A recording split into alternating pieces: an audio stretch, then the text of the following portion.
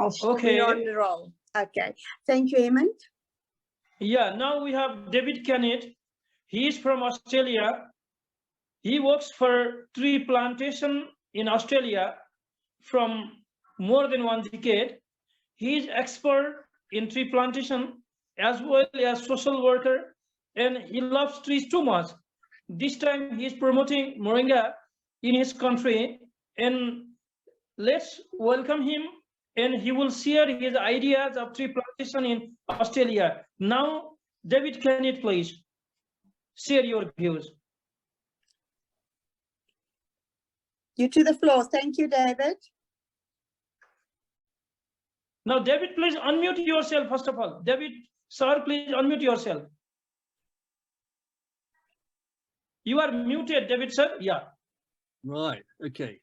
Thank you so very much for allowing me to on this. I have a feeling some of the problems might be coming rightly or wrongly from TMT herbs. So I don't know what people know about them, but that is my suspicion. Firstly, I do not have any experience about moringa at this time, or very little, but I sincerely want to grow it in future. But for 20 years, I've been doing research into trees, basically, and the research covers all sorts of trees, wherever they're growing, and it is absolutely fascinating, the skills that I have developed, which we're all born with, which can help us to understand many of nature's amazing secrets. And I've had the good fortune to meet a lot of people in Nepal, and I've traveled there on 2 occasions. Unfortunately, COVID prevented me from going there in recent years, but hopefully in 2023, I will be able to return there. They are so interested in what I'm doing. I've taught at multiple schools and universities across Nepal, and also at community farming groups. But it's very difficult to give people a complete understanding of my discoveries in a short period of time. And but hopefully I'm going to be able to correct that situation this time. But we are all born with the most amazing intuition. And unfortunately, for generations, for hundreds of years, we have been discouraged from developing this most amazing talent. And I say to people, no, we have all learned to speak our individual language, and this takes a period of time. And we all often learn to ride a bicycle, and we probably fall off multiple times before we develop the skill to ride a bicycle. And this goes with everything in life. But when I say to people, have you ever tried water divining? Most people say, oh, yes. And they say, I tried it once, but it didn't work for me. And what I get through to people is that we've got this amazing talent, which we have to be encouraged to develop and use it in a multiplicity of ways. And our brains are just like computers. They have default settings. And we are connected to something which science cannot explain. A lot of people are unhappy for some reason with the word God, and they call it universal consciousness. And I'm happy with either of those ideas, but it seems all connected to each other through something that we just do not understand. And we are able to gain so much information. I'll try and explain some of the things that I have discovered. Initially, I just found that when I was doing water divining, I could determine by walking across a paddock where there were underground flows of water. I could not just determine where the flows of water were occurring, but also the depth to the water, the quality of the water, and the volume of the water flowing through these underground streams. So one day I thought, my goodness, if we can get this sort of information, surely we can ask other questions. So then I went on and I discovered that I can actually do this on Google Earth anywhere in the world. And I've been speaking to a gentleman this afternoon. I've never been to Malawi, I think he's in, but I was divining on his property in Malawi. And we're going to conduct classes over there on Zoom conferences, hopefully, in much the same as we're doing today. And anyway, so with my trees, I have discovered a development, if you like, of what a couple of American scientists discovered in the 1940s, and that was that there is a grid pattern within the Earth's magnetic field, which they didn't realize the significance of. But what I found is that it influences the growth of trees. And with a divining rod, you can determine exactly where to plant your tree, whatever the tree is, whether it's a eucalyptus or an apple tree, orange tree, moringa tree, whatever. You can determine precisely the right place to plant that tree so it will grow exceptionally well. Now, this came into my head years ago when I met a forester who had a lot of experience growing trees, and we went around different plantations where trees had just been planted bump, bump, bump, bump, bump with a machine. And only about 2 or 3% of the trees were growing really well, dramatically better than the rest. And I said, look, why is this? And, we can determine a precise place to plant a tree. And this is just so amazing. All matter is electromagnetic energy. And so the reverse must be true, where electromagnetic energy must also be matter in a fashion that we don't perhaps understand. But in the local town, they planted some trees recently, and according to my divining rod, they were in the wrong position. So I discovered by doing a Zoom conference with a school in Nepal, where I think it wasn't a school, there was 50 school principals in Nepal. And when I was setting up this, getting ready for this particular Zoom conference, I made this amazing discoveries that the presence of magnetic material could influence the Earth's magnetic field just locally.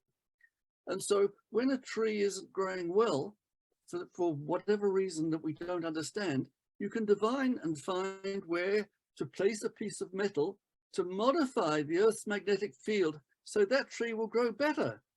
And I've demonstrated this on my Facebook page. It is absolutely amazing. A tree that was nearly dead is now just recovering so quickly. And it's not because of the iron itself, it's the magnetism. And it is just so incredible. But of course, unfortunately, scientists tend to be really tunnel visioned, and anything they can't explain with science, they are very skeptical about, and they won't even come and look at what I can demonstrate to them. So that gives you a bit of background, but I certainly want to grow moringa, and because it sounds such a fantastic plant, but I also want to grow them from seed myself rather than growing them from cuttings, because I have a belief that in arid, low rainfall regions, as I live in here, we get less than 350 millimeters of rain a year. Trees need to develop healthy taproots, and I think that only comes about as them growing from seeds, when the radicle develops out of the seed rather than from cuttings. So I hope that gives a bit of understanding of where I'm coming from.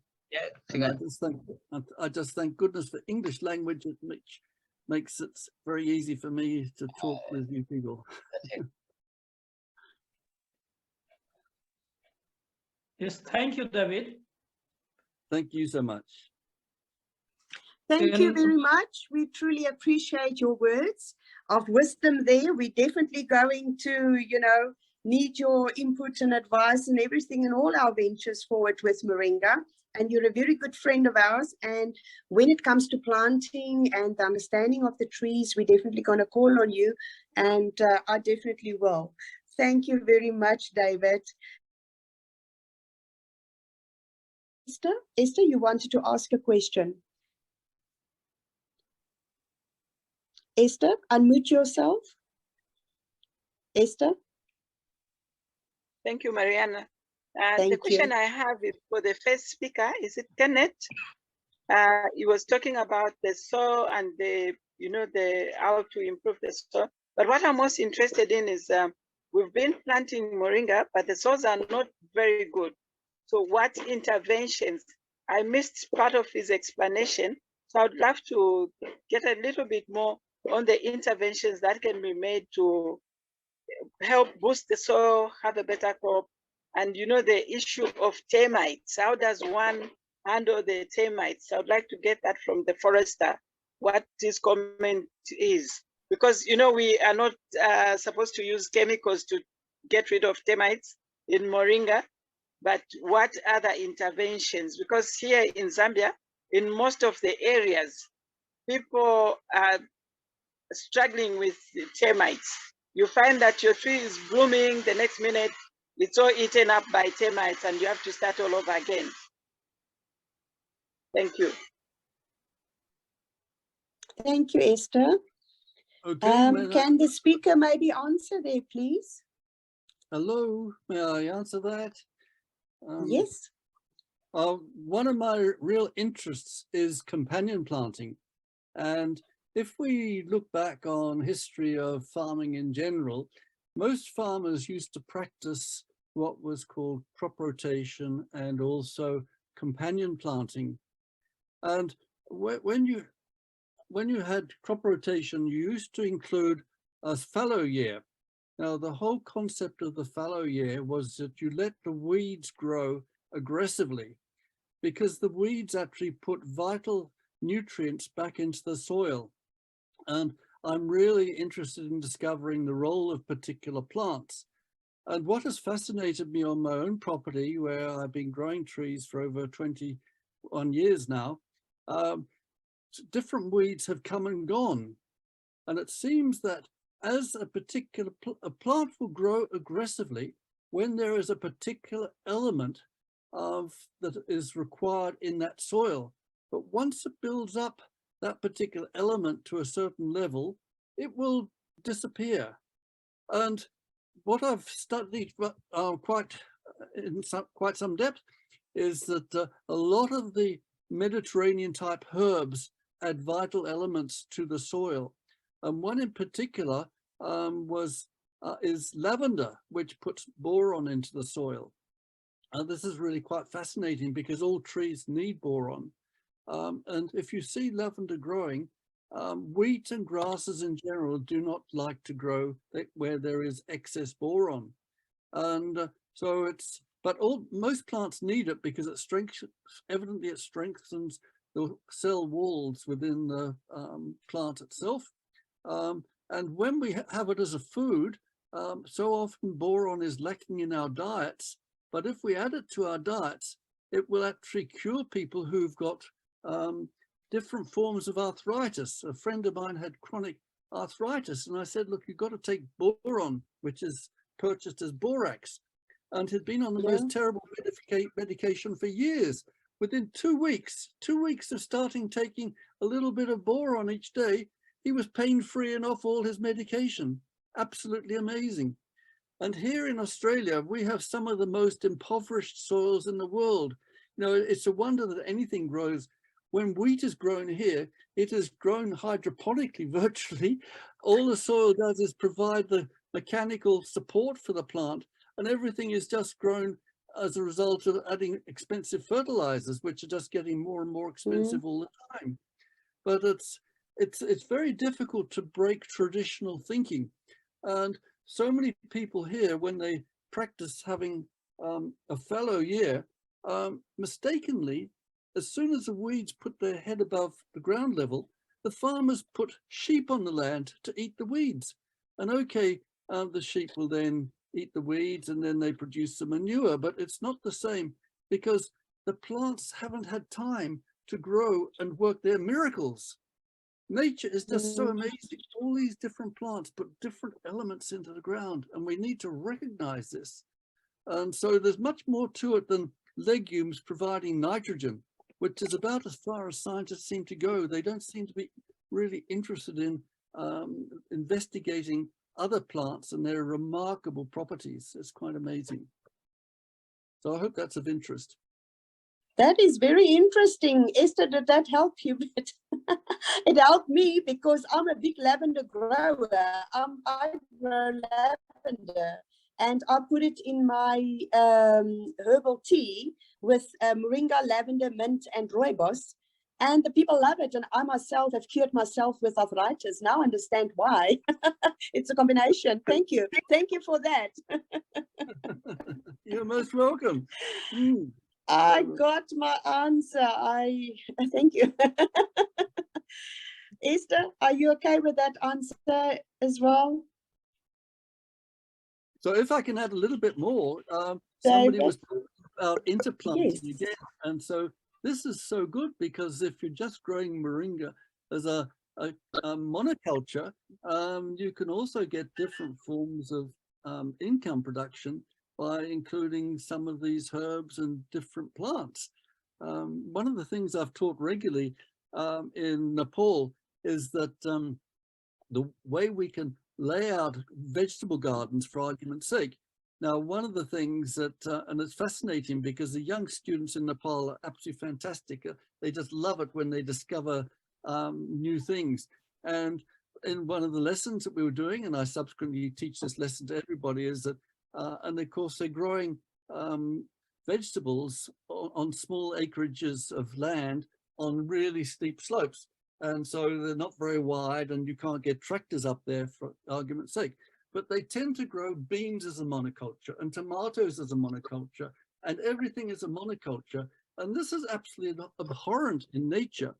So with the divining that I do, it says that alongside corn, you plant a row of climbing beans. And it says that you don't plant the climbing beans until the corn is about 80 centimeters tall. And that then provides support for the climbing beans, which is fantastic. And the climbing beans provide nitrogen for the corn, which is really demanding. And on the other side of a row of the corn, you plant cabbages. Now, cabbages get attacked by the white butterfly, and any of the brassicas get attached by these white butterflies. But if you plant a row of onions in between the corn and the brassicas, the smell of the onions or garlic will actually keep the white butterfly away, and it also keeps an insect away that attacks the corn. And you can get a whole layout of this with 4 different lots of vegetables all growing in harmony with each other. And then these 4 different lots of vegetables, you rotate them. So 1, 2, 3, 4, and you can combine a year when they grow rice, of course, which is a very frequently grown crop in Nepal. And also you can include a fallow year, and when you just let the weeds grow rampantly. But it's really exciting to see this being implemented in Nepal. And I'm looking forward to going back in 2023 and encouraging this to be undertaken on a wider basis. David, thank you. And I think Africa Moringa Hub, we're going to get you to do for us more work on interplanting, intercropping, with moringa, so that we can make sure and see that, whatever people can plant in between the different countries in Africa, because we have so many countries, so many different things that they are growing, and that we can actually advise them and give them the proper information, and that we can do a lot of research on that, because I think that will also help to have excess income. When the one is ready, they get at least some money. It's almost like syntropic farming, because it is complementary plants that grow together, and you create a syntropic effect. We've got 2 other people. Say, please. Yes, David, let's hear what you have to say. I've forgotten what I was going to say. I think he saw the juice and he said he wants to also drink something now. I'm 81 years of age and my memory is not the best. Yes, but David, I saw that you wrote something about saying you will plant moringa in the coming year. I think you said something about that. Yeah, possible. That is my New Year resolution, to buy a whole lot, see if I can get some seeds. I tried growing them before, but I think I killed them with kindness from what you're saying, because I just thought, well, they need more moisture, because everything seems to need more moisture in Australia, because we get so little rainfall where I am. It's semi-arid. We're lucky if we get 300 millimeters of rain a year. Sometimes it's only 150. So yeah, it's a pretty dry climate. But Jeanette will give you some advice on that side. She's there. Yes. Give me advice. Yeah. She asked where you are, David. My endemic trees grow incredibly well here, because they've evolved to grow in this dry climate. And where are you? Come. Where are you in? Australia. Say again? Where are you in Australia? I'm in Western Australia, about 180 kilometers from Perth, which Oh. is in the central belt. Kafra, If you look up on Google Earth, Minivale, Minnivale, you will see my plantation where I'm doing my research. Oh, good. Jeanette will make contact with you and help you with it. She's in Queensland. It has been my passion for 21 years, and I've made some amazing discoveries which I just want to share with the world, because nature has so many secrets that sadly people are not aware of, and you know, it should be a part of our human. What shall I say? I'm not very good with words. We should all try and help each other in whatever way we can. It's a bit like a toolbox. You don't just want to have a spanner in a toolbox. You've got to have screwdrivers. You've got to have this, so everybody can bring different things into play to help the world survive, mankind survive. Absolutely, we are. That's why we are connecting people together with Africa Moringa Hub. I mean, that is a connecting place. It's where people are actually come to ask questions, get the answers from here. And it's been going for many, many years, and being a very safe place to operate on. I just love what you are doing, and I really appreciate being given the opportunity to chat with everybody today. I just am so full of admiration because so many people are so articulate about what they are doing. It is just so impressive. Thank you so much. Happy New Year to you all. All right, thank you. Yes, so